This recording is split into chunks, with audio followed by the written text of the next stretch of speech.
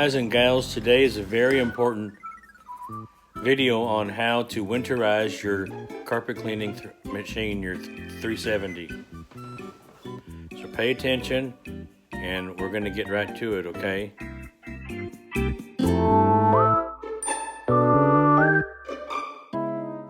Okay guys, turn off the shutoff to your fresh water, take off the garden hose, and then as soon as that's taken off, while there's no water feeding anymore to the heat exchanger or the water tank, because we're trying to empty the water tank.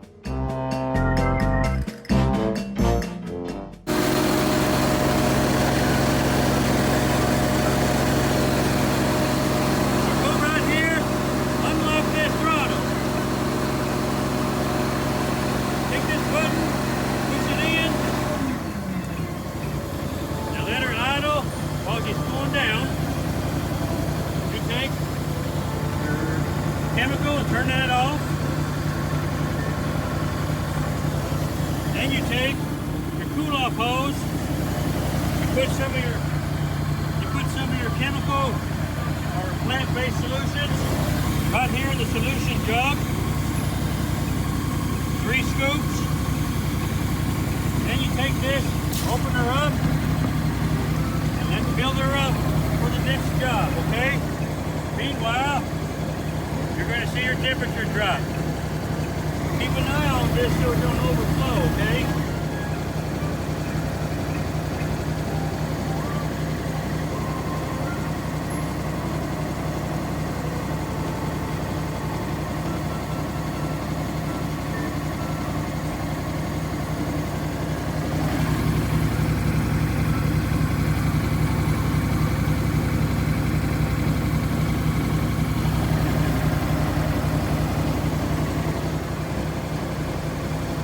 Okay, now right there, that'll be about good.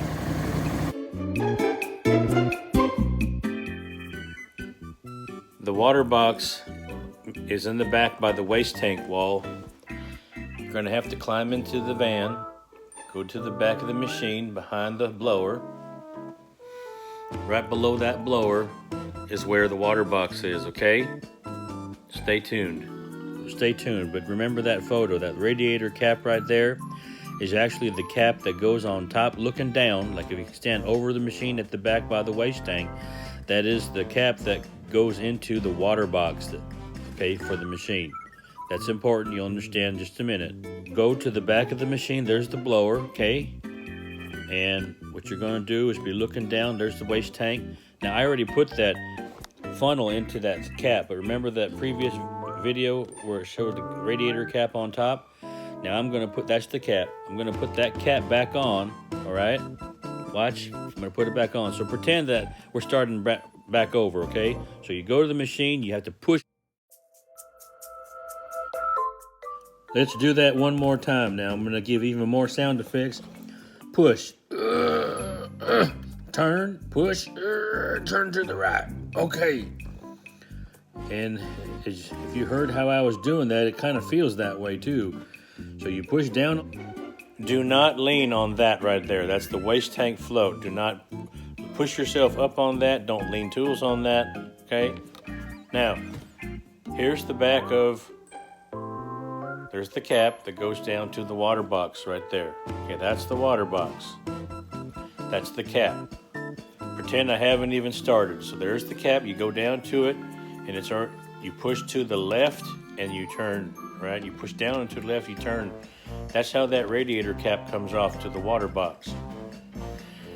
Now you put your funnel in there, okay, and you grab your RV Marine. We use that stuff that they put in motorhomes, RVs, right?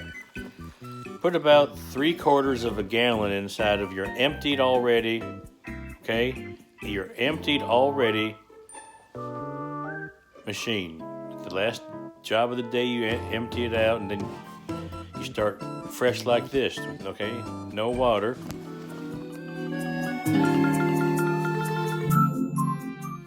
Okay guys, now we're gonna back up here a minute and show you this again. Pull out that funnel. Now pretend that we haven't done anything. I'm gonna put that radiator cap back on the water box right there, see? Right there. Now pretend we're starting over, okay? We just climbed in the van, going to the radiator cap. You push down and you turn to the left. Lefty-loosey, righty-tighty. Then put your funnel, long funnel, into that water box hole. Get your RV fluid, the same stuff that they put in kitchen sinks and showers of RVs and motorhomes. Pour about 3/4 of a gallon into the water box, okay? See there? It looks like Kool-Aid. This is that safe stuff they put in kitchen plumbing and shower plumbing and bathroom plumbing for RVs. So now you've put that in the water box. Remember, we already drained that water box previously. So now you put the cap down and you push and turn to the right. Righty-tighty. Remember that. Right, tight. Left, loose. Okay? So that's how that should look, all right there? Now, remember, this video was made as kind of like a last-minute thing because we didn't have the time to put this together properly with the wide-angle lens and the better photography, right? So, be careful as you get back out of the van. Put your funnel somewhere where you can remember to get to it the next time, all right? Okay, it's freezing out here, like 28 degrees. So, turn this on, and we're going to fill this up with red. Okay?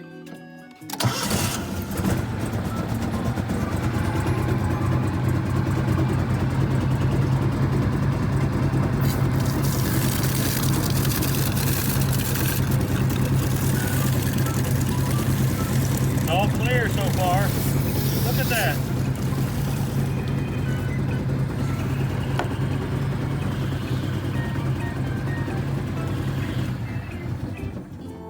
Now that's what you do, okay? So what you do there is you turn on the machine, okay? So what we're doing is turning on the machine, and we're gonna leave it right there on the chemical's going to be on the off position for now. Hold on, stay tuned for that.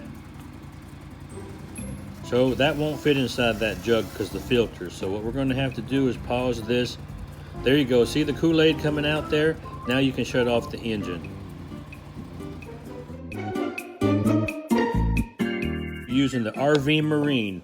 It's for kitchen sinks and toilets. And so what you do is you put that hose into your RV Marine, turn the chemical pump toward prime. It's going to pull it up. Give it a minute. See, it's tick, tick, tick, tick, ticking right there. Give it a little bit. It's trying to pull it. See, it's turning pink, right? Pink. While it's, there you go. Now when you see pink going in there, you know that the metering valve is now protected. Okay. So that little filter won't fit inside the top of that hole right there on the 1 gallon jug. So we're going to have to get a cup or a... So what we did was we primed it already, as you can see in the chemical metering valve right there. The way we did it was we took the solution hose out of the solution jug and stuck it in that cup right there that you see. Then we turned it on to prime. And then what does it do? It starts sucking it into the primer thing. Now we're leaning it up high on top of the chemical rack so it don't drain, right? Because we want to keep it in there. Now, take your juice and put it back into the bucket. And this is also what you do in the morning is you empty out the heat exchanger into that gallon jug right there, okay? Put the lid on and save it. We try to recycle this as often as we can. It starts diluting like every 4th cycle, and then we just take a new one, all right?